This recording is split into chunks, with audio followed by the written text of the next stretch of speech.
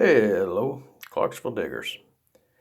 We went digging today, but really wasn't eventful. Found a couple little items, but just wasn't enough to really make a full video.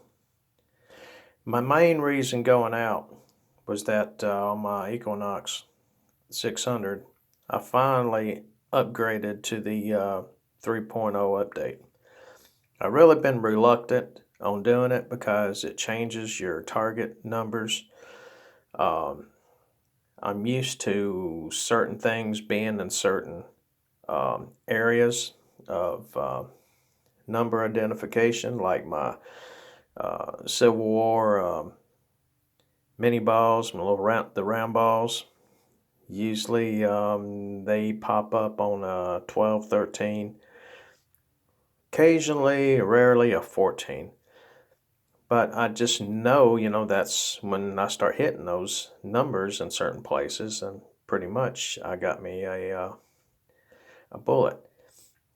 Three ringers and stuff, sometimes they pop up around 18, 19. I heard that the update, someone had told me it keeps all the bullets together in one number, despite what they are.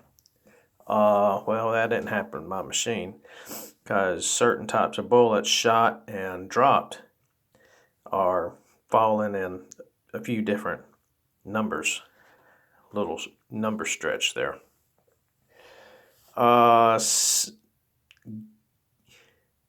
Stability, I had a few situations where the numbers still jumbled.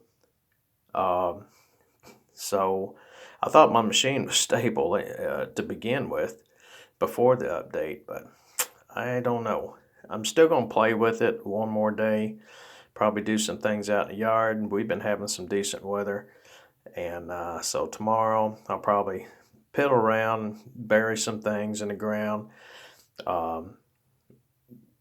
compare the 3.0 and 2.0. And after I do, I compare some things on the 3.0. I'll go back to my 2.0, do the same thing, and then I'll make a decision whether I keep it at 2 or I go back to the 3. But I was digging the hole, and the pinpointer kept trying to look for something, and it was probably just little pieces of iron or maybe a micro nail or something I just couldn't see.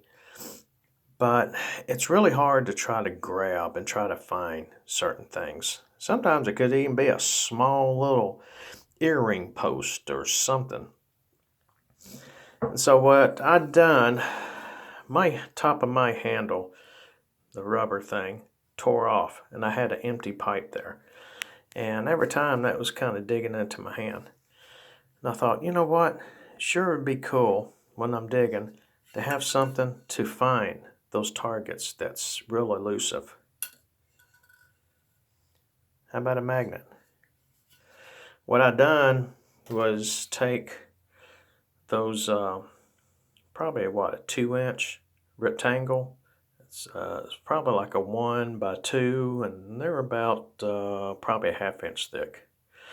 And I got one, I cut it in half with a metal saw, and I put it over here, and I use a pen, magic marker, kind of came up behind underneath it and just made some little markings to give me a general idea.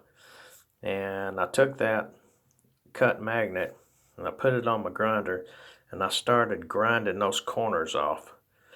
And I kept going at it and going at it until I could finally get it and just start spinning it on my thumb against the grinding wheel.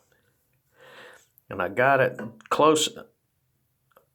I got it cut down enough that it would barely go into that pipe. I didn't want it to be too loose.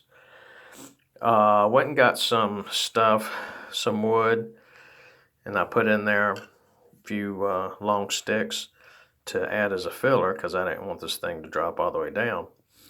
But I didn't want the magnet to go all the way flush with my pipe. I wanted it to protrude just a little bit. And doing so, I went and put a little angle of a bevel on that edge just so it wouldn't be real sharp. Put some mixed up a solution of epoxy, and I put it on the inside of that tube. Put that magnet on there and got me a small little hammer, small little rubber mallet, and started tapping that and until I got it down to where it's at. So that's pretty cool. If your top of your handles ever start tearing, you might want to do that. Too, it fills the hole. It doesn't start cutting into your wrist anymore. Yes, my hands are dirty. I've been working in the garage. But when you're in the plug and you're trying to find the loosening, you think that there's some iron in it, but you really don't know for sure. This is a good way to determine, what is in the plug.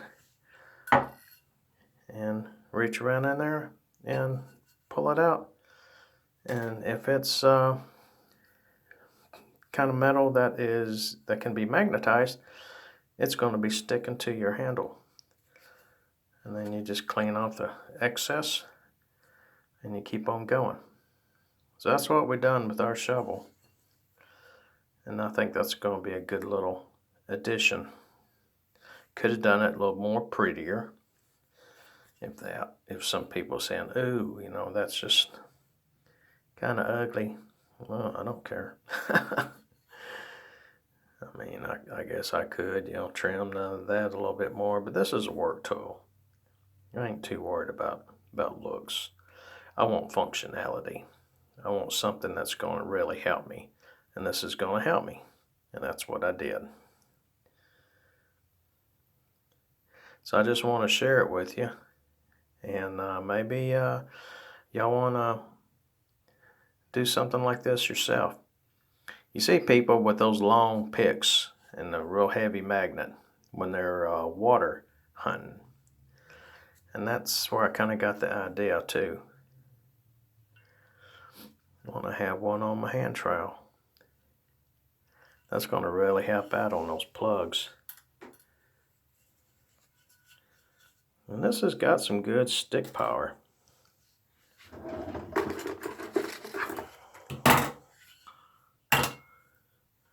So, it's going to pull anything out of that plug that